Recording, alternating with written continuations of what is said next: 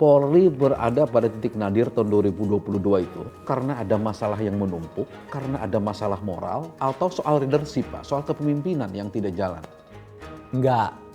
Jenderal bisa berbuat begini kepada masyarakat, ke polisi lagi, apalagi kepada masyarakat biasa. Itu sebenarnya yang disampaikan Presiden oleh melihat Presiden. memang ini sudah sangat berlebihan ya. Iya, memang pada waktu kasus Polri ini, Sambo itu, itu di backing oleh si ini, nah itu di backing oleh si ini. Ada muncul lagi kalau orang main-main, awas tak Sambo kamu, nah itu sudah jadi istilah kejahatan. Ada yang bilang ini terlampau cepat disahkan, tergesa-gesa dan memang ada target tahun ini harus selesai. Bukan target, tapi Itu soal pemberian pangkat tituler kepada salah satu selebritis lah gitu. Itu bagaimana sebenarnya Pak? Kok jadi ramai sekarang gitu? Apa prosesnya sudah benar? mau bilang Deddy Kobuse kan? Iya. Saya yang bilang. Jujur deh Pak, Pak Hasannya akan maju lagi jadi Esko nggak setelah KLB? Bersudahlah dengan kereta rel listrik yang sebelumnya anjlok di kawasan kampung.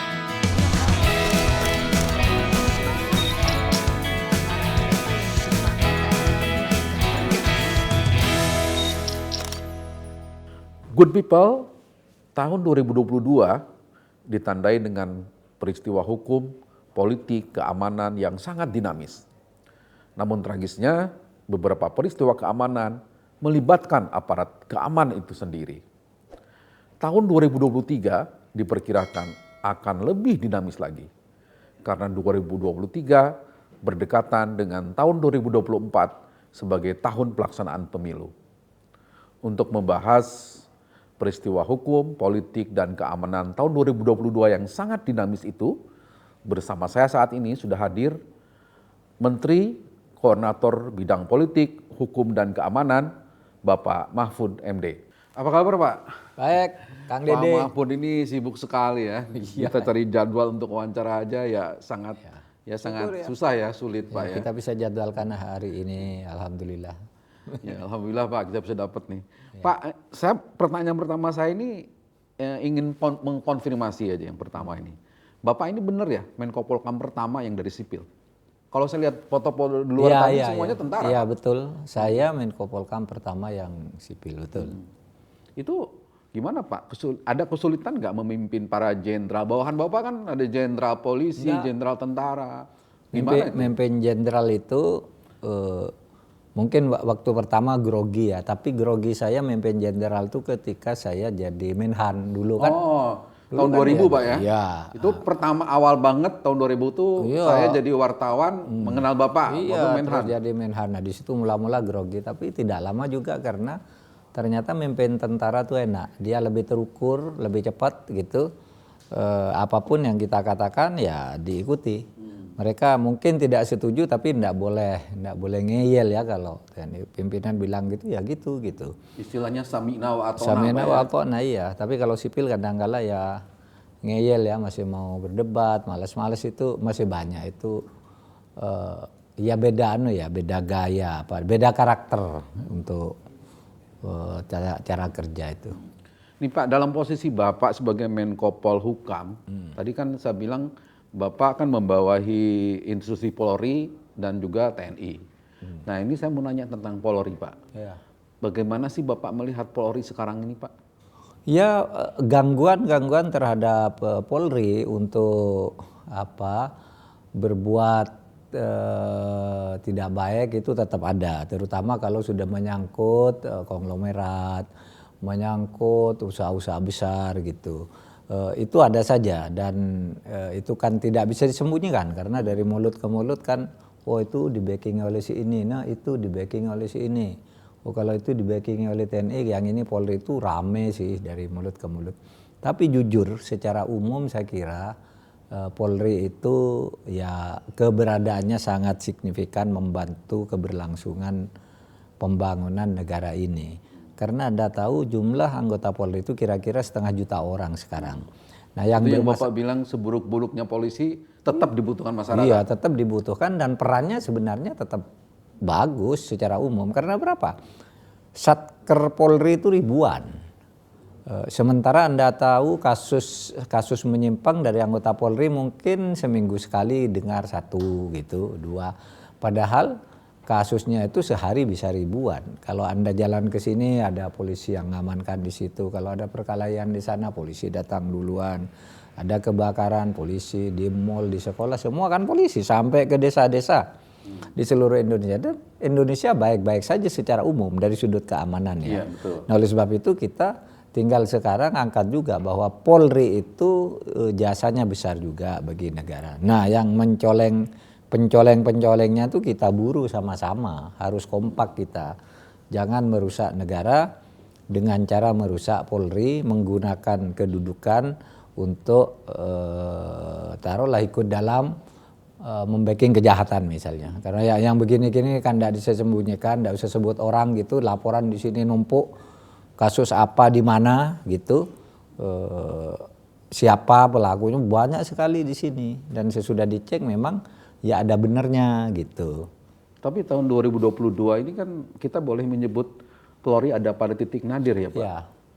Betul seperti itu. Tahun gelap, tahun benderang dan tahun gelap bagi Polri itu terjadi di tahun 2002. Tahun 2002 awal kok Polri dengan tugas keamanan dicampur politik dan keamanan itu memberi kontribusi besar bagi kepercayaan negara. Kepercayaan terhadap pemerintah waktu itu 76 lebih tertinggi dan kontribusi dari Polri 86 lebih di atas. Ya. Terus yang di bawah itu kementerian-kementerian sehingga rata-ratanya ada di 76. Itu masa cemerlangnya Polri di awal Januari Februari dan selalu teratas di dalam setiap survei tentang kepercayaan publik terhadap semua penegak hukum. Polri nomor 1. Tapi kemudian ambruk ya. Jadi agak turun. Saya punya angka di sini kalau kita lihat khusus untuk Polri-nya pada bulan Februari 2002 ini kepolisiannya, keamanannya. Tadi saya sebut 86 itu kan Polkamnya. Dari situ ada keamanannya. Februari 2022 75, kemudian April menjadi 77, turun menjadi 62 pada bulan Juni menjelang kasus Sambo. Pada bulan Agustus ketika ribut-ribut Sambo anjlok menjadi 54. Nah sekarang mulai naik lagi ke 60,5. Nah itu sekarang Polri kalau di dalam tingkat pemeringkatan terhadap kepercayaan terhadap lembaga itu TNI nomor 1, Presiden, kemudian Kejaksaan Agung, KPK, DPD, DPR, Polri yang nomor 7. Oh. Pak, ini jujur ya Pak ya. Polri berada pada titik nadir tahun 2022 itu karena ada masalah yang menumpuk, Ya. karena ada masalah moral, atau soal leadership Pak, soal kepemimpinan yang tidak jalan. Enggak. Mungkin ya soal kepemimpinan yang tidak jalan itu saya kira tidak dirasakan oleh publik. Itu Tapi ada masalah itu. akibat saja pada kinerja Polri yang tidak kasat mata. Yang menyebabkan terpuruk itu adalah peristiwa sadis yang luar biasa, kasus Sambo. Kan itu itu anjloknya dari 70 menjadi 54 kan di bulan Agustus. Iya, ketika ada kasus Sambo itu. Iya, ketika kasus Sambo. Juli Agustus kan kasus Sambo survei turun ke 54. Nah, sekarang udah mulai naik lagi ke 60. Tapi tetap terendah di antara para penegak hukum. Dulu dia tertinggi di antara para penegak hukum. Gitu. Tapi ini Pak, munculnya kasus Sambo itu sehingga kepercayaan masyarakat turun, apa karena masyarakat menganggap, oh gini ya kelakuan polisi itu, suka membuat rekayasa dalam kasus. Nah ini yang sepertinya jenderal bisa berbuat begini kepada masyarakat, ke polisi lagi, apalagi kepada masyarakat biasa. Ya, seperti itu masyarakat melihatnya. Seperti itu masyarakat melihatnya. Bahkan saya sendiri beberapa kali menjadi korban kasus itu. Saya pergi ketika Sambo itu baru ditahan gitu kan. Saya ke Makassar, ke beberapa tempat, ke kampus untuk ceramah gitu. Kan pengawal saya polisi di depan. mobil yang ngawal saya itu diteriakin oleh masyarakat. Sambo, Sambo, Sambo. Saya ngeri juga kalau nanti dihentikan di tengah jalan kan bisa jadi berita besar. Bukan takut pada soal keributannya, itu bisa jadi berita besar. Kalau rombongan Polhukam dihadang orang lalu diteriakin rombongan Sambo kan gitu. Maksud saya sudah begitu ini muncul istilah, kalau di medsos muncul istilah Samboisme. Ada muncul lagi kalau orang main-main, awas tak sambo kamu. Nah, itu sudah menjadi istilah kejahatan. Sambo itu menjadi istilah kejahatan dan lambang kejahatan yang luar biasa, dan itu Polri. Tetapi ya Anda tahu proses penyelesaian secara hukum saya kira udah on the track sampai hari ini. Terlepas dari halangan apa yang ada di dalam, bagaimana Apa yang terjadi di pengadilan itu iya. wilayah pengadilan ya. Iya, iya. Tapi hakim nanti bagaimana memutus gitu Pak. Iya, iya. Dan perasaan saya performansi persidangan berjalan baik, hakimnya baik juga, profesional karena saya mantan hakim, bisa merasakan pertanyaan nih main-main atau sungguh-sungguh atau punya substansi yang membelok dulu. Kan kadang-kala tanya ini sebenarnya ingin menangkap fakta ini gitu. Nah, hakimnya jago ini. Soal intrik yang terjadi ya itu bagian dari dinamika Iyalah, peradilan ya. Iya. Itu biasalah di pengadilan, saling dorong, saling bantah, saling tuding, itu biasa. Tentu kita harap nantinya putusannya seadil-adilnya ya seperti itu. Mudah-mudahan. Pak, ini bulan Oktober, tadi Bapak sudah menyampaikan keprihatinan yang mendalam juga tadi tentang kondisi Polri. Bapak Presiden Jokowi pun bulan Oktober memanggil para perwira tinggi Polri ke istana khusus gitu. Ya. Nah ini apa yang terjadi? Apakah Pak Presiden menganggap memang sedemikian besarnya masalah di polisi sehingga harus langsung menyampaikan, bahkan poin-poinnya pun banyak yang menurut saya memang itu suara masyarakat sih gitu, soal misalnya Polri yang hidup mewah-mewahan keluarganya dan polisi itu sendiri, kemudian tindakan-tindakan yang ya tidak mencerminkan masyarakat gitu. Nah ini seperti apa Presiden saat itu? Iya, itu memang inisiatifnya Presiden sendiri. Artinya ini Polri harus mendengar langsung dari suara beliau tentang hal-hal yang ditemukan oleh masyarakat, perasaan masyarakat terhadap Polri tentang hedonisme, tentang backing, tentang perjudian, tentang apa kan Presiden sebut semua narkoba gitu. Harus mendengar sendiri, menyusul kasus Sambo, bahwa Presiden ini mengatakan sekarang apapun yang kau lakukan masyarakat tahu, kalau kau bersembunyi ada orang yang buka. Kan gitu kata Presiden waktu itu. Sepatumu pun merek apa masyarakat tahu sekarang. Oleh sebab itu Presiden saya katakan hati-hati. Jangan hedonis, jangan bermewah-mewah. Kan gitu. Nah, itu sebenarnya yang disampaikan Presiden oleh melihat Presiden. memang ini sudah sangat berlebihan ya. Iya, memang pada waktu kasus Sambo itu menyebabkan Polri itu jatuh terpuruk. Polisi merasa malu. Dan karena kasus Sambo terbukalah semua keburukan polisi dan tertutup semua kebaikannya gitu. Iya. Dilalah pada hari yang sama terungkap kasus Teddy. Iya. Teddy Putra Minahasa kan. Nah, pada hari itu peristiwa, padahal Presiden itu sudah merencanakan memanggil tuh tidak ada kaitannya dengan itu. Tapi terjadi itu di hari Jumat. Presiden itu kan undangannya sudah disampai hari Rabu sebelumnya kan udah sampai semuanya kan, bahwa semua Kapolres, Kapolda kumpul di Jakarta gitu. Tahu-tahu peristiwanya kan terjadi pada hari Jumat pagi, hari Kamis malam, Jumat pagi udah merebak itu. Maka semakin tegas kan Presiden pesannya, ini loh Polri kayak gini dilihat oleh masyarakat gitu. Ada perubahan dari Polri ini?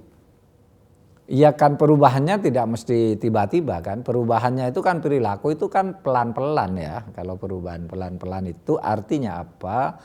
Ya kita tunggu, ini sebuah proses. Beda dengan perubahan jabatan. Perubahan struktur diumumkan sekarang, besok berubah. Kalau minta ubah perilakumu kan orang lama membuktikannya.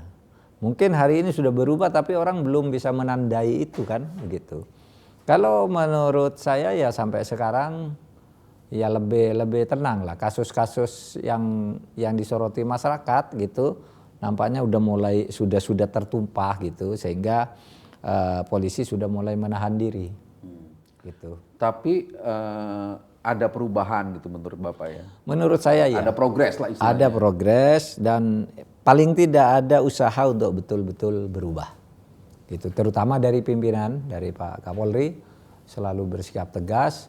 Memang kemudian ya ada yang puas, ada yang tidak gitu. Itu biasa. Itu tanggung jawab leadership aja. Kalau orang berani menjadi pimpinan harus berani mengambil keputusan, melangkah, bersikap. Ada yang senang, ada yang tidak, itu biasa aja. Pak Mahfud jujur deh Pak ya. Kalau ada orang yang mengatakan ini karena lumayan parah ini masalah di Polri, perlu katanya ini ada dipotong generasi gitu.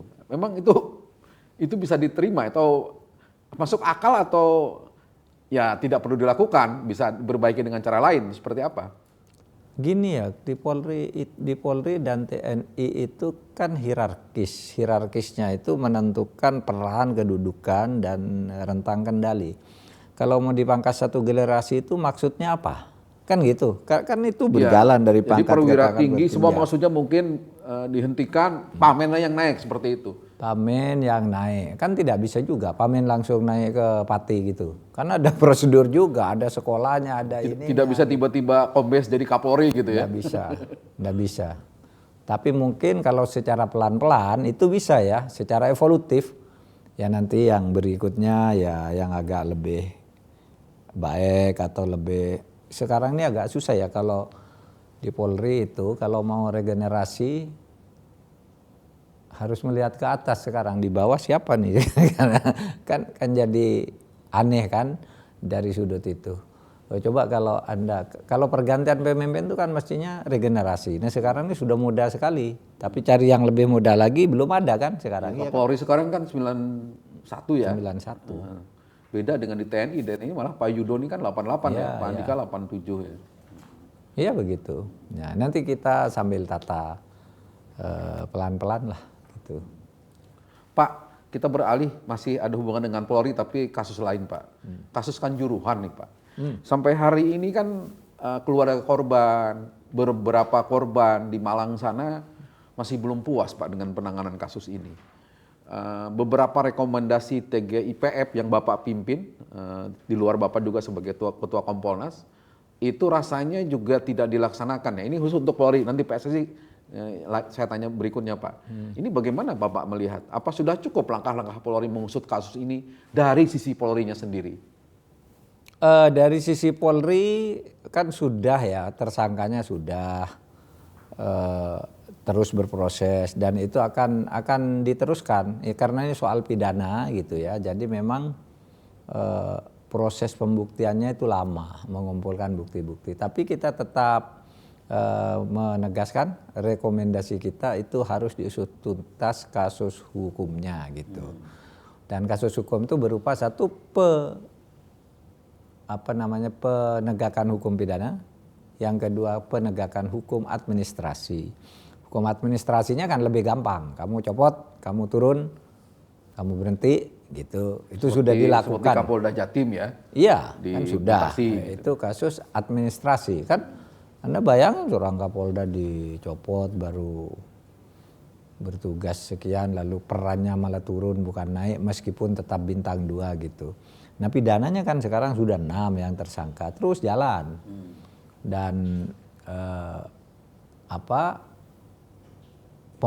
penggunaan senjatanya siapa yang tanggung jawab komandonya lebih tinggi siapa itu sekarang terus masih diselidiki. Tapi juga kalau Anda baca rekomendasi kami tim itu juga ada yang oleh masyarakat tidak pernah dituntut untuk dilaksanakan. Apa itu Pak? Ya pasal 348 misalnya ya, bahwa orang memancing keributan, supporternya. Yang ada di video itu kan ada 6 orang itu. Mestinya itu, tetapi hukum itu kan kita tidak ingin bikin kegaduhan. Ini situasinya panas. Kalau itu diambil, itu ada kan mulai dari situ nyerang polisi apa juga kan ada tuh di fotonya dan itu mudah diidentifikasi. Tetapi Pak Kapolri mengatakan Pak yang ini ditunda dulu ya Pak. Gitu. Itu. Tapi kenapa masyarakat hanya nuntut polisinya kok supporternya enggak gitu kan? Nah ini juga soal kearifan kita menyikapi. Mungkin karena ada temuan itu Pak yang mengatakan bahwa korban itu jatuh ada karena oksigen itu kan. Karena setelah ditembakin gas air mata, kemudian mereka rebutan keluar, berjatuhanlah korban mungkin ya. Oh iya mungkin itu. Tetapi begini di rekaman yang mendahului itu kan peristiwa kecil. Iya. Ya, ada beberapa Supporter. turun ngejar ini gitu, lalu ngawak nabrak polisi macam-macam lah gitu, lalu dihajar oleh tentara itu, terus tiba-tiba di sebelah sana ada nembakin gas gitu. Jadi ada yang mendahului. Nah itulah pasal yang kita katakan supaya dicari. Ini kan ada menit kesekian, detik kesekian ini terjadi ini dari sektor ini. Apa nih orangnya?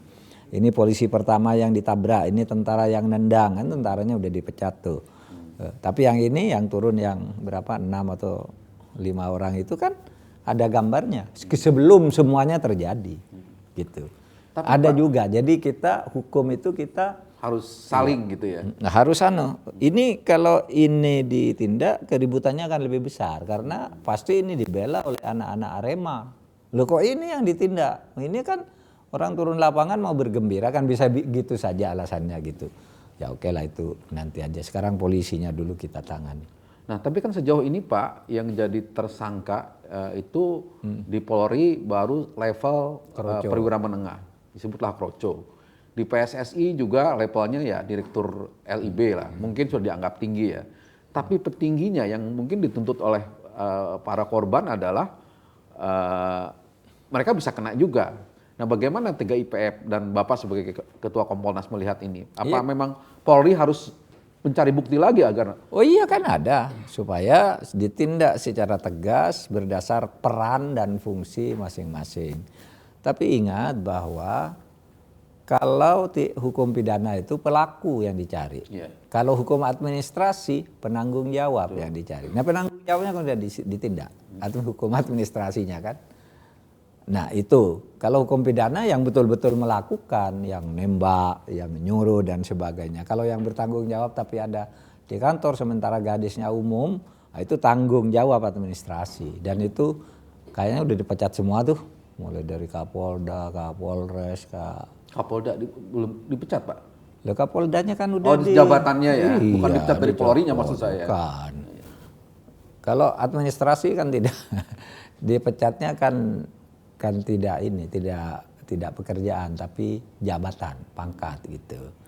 Kayaknya sudah ya hukum secara proporsional hukumnya sudah oke. Tapi tetaplah TGIPF melihat itu sudah cukup lah langkah yang dilakukan oleh Polri dan PSSI. Iya, sudah merespons. Karena kita kan tidak hanya merespons urusan Polri, merespons urusan PSSI juga harus ganti.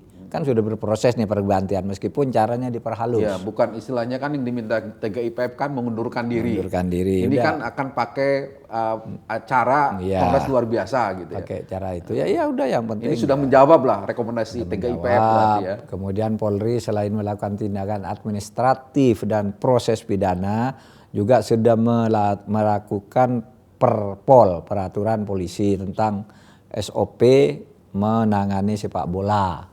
Kan itu sudah, itu semua respon. Lalu PUPR sudah merenovasi stadion. Kemudian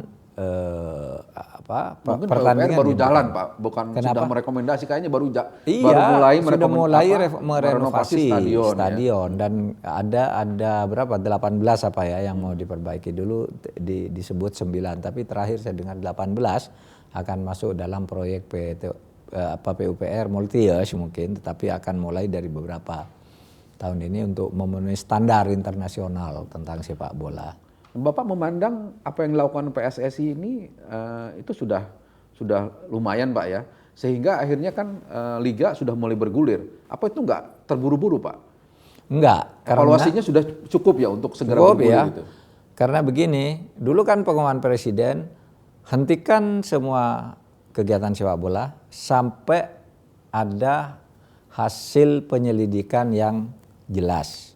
Hasil penyelidikan yang jelas itu dilakukan oleh TGIPF. TGIPF sudah menyampaikan sejelas Pak ini kasusnya, ini hukumnya, ini administrasinya, ini masalah sosialnya terus kita tulis semua tuh. Sehingga ya sudah pada akhirnya apa? Untuk memulai sebenarnya harus dengan pengumuman presiden lagi kan. Presiden sudah sampaikan sudah sekarang boleh, tapi tidak pakai penonton gitu. Karena apa? Istilah presiden tuh bukan melanjutkan liga tetapi menyelesaikan liga. Beda. Kalau melanjutkan tuh nanti terus lanjutin lagi. Kalau menyelesaikan ini yang berjalan diselesaikan dulu sampai nanti PSI-nya mau apa gitu. Nah, oleh sebab itu istilah yang saya pakai ke publik itu sesuai dengan perintah presiden, itu bukan melanjutkan tapi menyelesaikan dan tanpa penonton. Kalau tidak selesaikan kacau, kita tidak boleh besok jadi yang U20 dan sebagainya itu kan. Itu terkait kan sebagai persyaratan menyelenggarakan itu baik apa tidak, benar apa tidak kan gitu. Oke.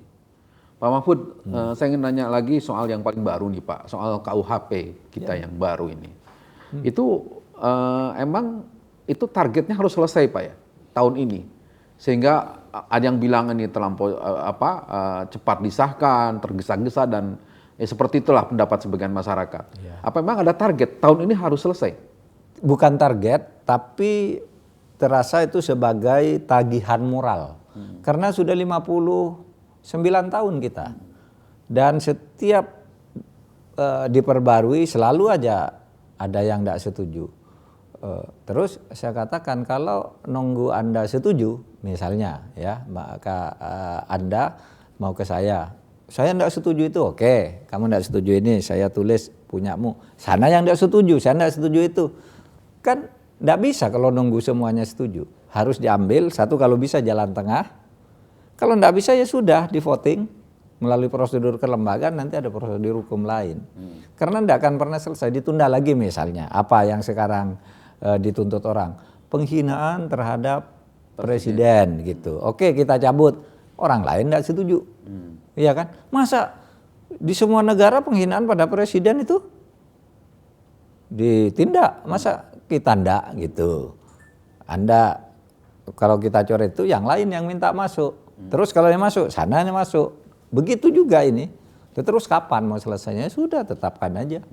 Masa kita hanya nunggu seseorang atau sekelompok orang setuju lalu semuanya terhambat gitu. Supaya diangkat KUHP sekarang ini 632 pasal. 32 pasal. 11 masalah kecil-kecil. Yang ini mau dipermasalahkan. Kecil-kecil tuh maksud saya masalahnya sebenarnya tidak seperti yang dinarasikan orang yang tidak setuju dengan itu. Gitu ya sudah nanti diuji aja di MK atau nanti diuji di legislative review, kan ada lagi legislative review. Sesudah berjalan bikin undang-undang nomor sekian pasal sekian diubah dengan kan bisa gitu. Yang penting ada dulu nih kita sudah punya karya anak bangsa yang bagus sekali sekarang sistemnya. Pak, ini ada yang bilang katanya ini kalau Pak Jokowi kan di bidang pembangunan fisik itu ada legasinya IKN, kemudian berbagai proyek infrastruktur.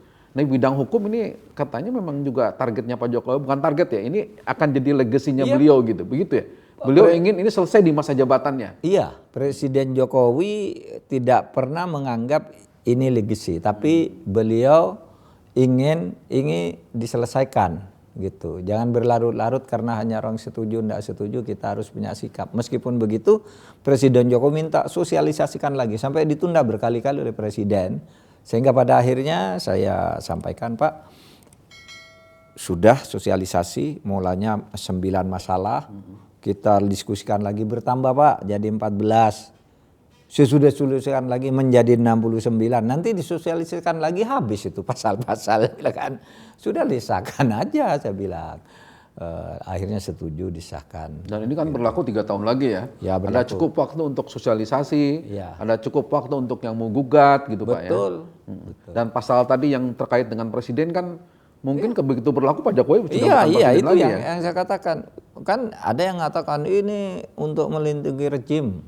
Agar kalau dikritik nanti bisa nangkap orang lain. Ini tidak berlaku bagi presiden sekarang, berlaku besok presiden yang terpilih tahun 2024. Itu pun nanti berlaku sesudah tahun kedua 2025. Dan Pak Jokowi 2024 tidak presiden Sudah lagi tidak. kan Pak? Sudah Sudah tidak pasti itu presiden ya? lagi. Udah confirm ya? Iya. Karena pemilu 2024 kata Bapak tidak boleh Iya. ditunda lagi gitu Iya, kan? iya. Kaitannya dengan pihak luar negeri yang keberatan Pak, itu seperti apa? Sosialisasi kita seperti apa? Ya kita Apa memang mereka ingin agar kita tidak punya KUHP sendiri, harus buat Iyalah. buatannya mereka, seperti itu. Bapak lihat seperti apa? Saya ingin Anda mengatakan seperti itu ke publik. Jangan saya yang mengatakan itu karena saya pejabat. Kalau saya sebagai pejabat memberi penjelasan bahwa Anda salah. Gitu aja. Tidak seperti Anda bayangkan orang berzina langsung ditahan, langsung dipenjarakan, kan begitu. Hati-hati di Indonesia kalau Anda tidur dengan bukan istri atau suami dipenjarakan. Nah, loh, itu dia tidak ngerti bahwa itu kalau diadukan oleh istrinya atau oleh anaknya atau oleh suaminya atau oleh ayahnya, Itu kan delik gitu. aduan kan? Iya, delik aduan absolut. Loh, dia pergi ke sini enggak bawa istri, enggak bawa anak, siapa yang mau ngadu? Atau kalau ada istri, ada anak, ya dia enggak mau, enggak berani juga dengan orang lain, kan gitu. Dan saya katakan Anda belum baca lengkap, oleh sebab itu kita buat penjelasannya ke publik. Dan ini juga akan sosialisasikan ke luar negeri Pak ya? Kita ingin juga mempertahankan strategi atau otonomi strategi kita dalam pembuatan hukum. Negara lain juga bikin hukum dengan otonomi strateginya sendiri, dengan geopolitiknya sendiri. Masa saya mau didikte oleh orang luar? Masa saya hanya menunggu beberapa orang dari civil society gitu? Padahal civil society yang lain sudah setuju. Civil society pokoknya ini jelek. Masa nunggu kamu bilang baik? Kata yang satu, kalau saya ikut kamu, yang punya kamu yang jelek kan gitu kan harus diputus, gitu kan? Dan kita putuskan itu. Negara harus berani melangkah di antara ranjau-ranjau yang seperti itu. Kalau enggak itu ya enggak jalan dong pemerintahan. Pak, ini pertanyaan terakhir Pak. Ini ada yang lagi ramai nih Pak, mohon pencerahan aja. Itu soal pemberian pangkat tituler kepada salah satu selebritis itu, selebritis lah gitu. Itu bagaimana sebenarnya Pak? Kok jadi ramai sekarang gitu? Apa prosesnya sudah benar? Mau bilang Deddy Kobuse kan? Iya. Saya yang bilang. Enggak apa-apa. Aturannya ada. Jadi sudah kita cek. Jadi pemberian gelar tituler itu, pangkat tituler itu bisa diberikan kepada orang yang bukan TNI dengan catatan kalau itu kolonel ke atas dengan keputusan presiden atas usul panglima. Kalau letkol ke bawah itu panglima TNI. Ada aturannya gitu. Dan itu prosedurnya sudah ditempuh. Sudah ditempuh. Saya sudah cek, sudah ditempuh, itu sudah dari panglima. Bapak juga tahu ya prosesnya? Saya tidak tahu prosesnya karena tidak harus lewat saya, tapi sesudah itu rame saya cek ke Mabes, ke Sekretaris Militer Presiden, saya cek ke Dephan, saya cek ke mantan-mantan sesmen. Pak, ini aturannya. Terus saya cek. Itu prosedurnya sudah dilakukan belum? Sudah. Dan Jadi menurut Bapak, Deddy Kobuse ini memang pantas dan layak untuk dapat pangkat tituler ini? Oh, saya tidak dengan tahu kemampuannya sekarang? Saya tidak tahu pertimbangan apa yang dipakai oleh Panglima TNI, tapi sejauh pengetahuan saya untuk letkol tituler dalam rangka mendukung Komcat ya itu memenuhi syarat karena dia bisa mendorong anak untuk melakukan bela negara, anak-anak bangsa, dan dia punya kekhasan untuk didengar suaranya oleh generasi muda untuk cinta pada bangsanya. Dan oleh sebab itu untuk sekedar letkol tituler apalagi tidak digaji kan, beli baju sendiri lagi nanti kan. Ya enggak apa-apa menurut saya. Sebagai pengabdian dia, rasa cinta dia kepada bangsa dan negara. Oke Pak Mahfud, terima kasih kesempatan ngobrolnya. Yuk, sampai ketemu lagi. Sampai ketemu lagi di kesempatan yang lain Pak. Oke. Good people, itu tadi perbincangan saya dengan Menko Polhukam. Semoga bermanfaat dan sampai jumpa.